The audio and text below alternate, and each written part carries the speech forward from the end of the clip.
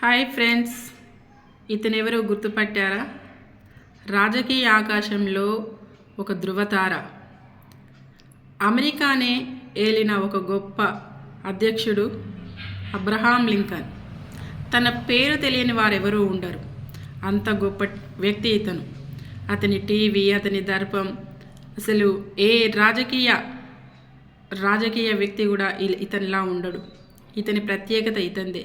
కడు పేదరికంలో పుట్టినప్పటికీ, తల్లిదండ్రులిద్దరూ నిరక్షరాస్యులు అయినప్పటికీ, చదివింది వానాకాలం చదివే అయినా కూడా తాను అమెరికాకి అధ్యక్షుడు కాగలిగాడు.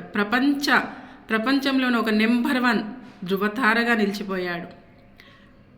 తన తల్లి మరణించే సమయంలో తనని దగ్గరికి పిలుచుకొని, అబ్రహాం, నువ్వు ప్రపంచంలో సంబడి కావాలి, నోబడిగా మిగిలిపోకూడదు అని చెప్పిన మాటలు శిరోధార్యంగా భావించి, ఎన్ని కష్ట నష్టాలు ఎదురైనా, ఎన్ని ఒడిదుడుకులనైనా ఎదుర్కొని, ఎన్ని ఎన్నికలలో పోటీలలో ఓడినా కూడా చివరగా గెలుపు అనే సాధనాన్ని చేపట్టి గెలుపుని సాధించుకొని అమెరికాకి అధ్యక్షుడై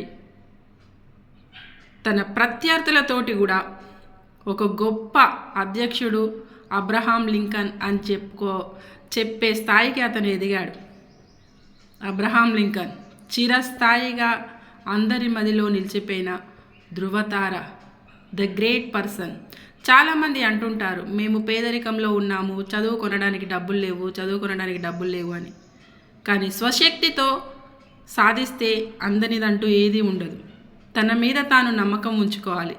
అప్పుడు ఎవరైనా సరే ఏదైనా సాధించగలరని నిరూపించాడు అబ్రహాం లింకన్. తననందరూ కూడా ఆదర్శంగా తీసుకొని పేద విద్యార్థులు ఎవరైనా సరే ముందుకు వెళ్ళి విజయ శిఖరాలను అధిరోహించాలని కోరుకుంటున్నాను.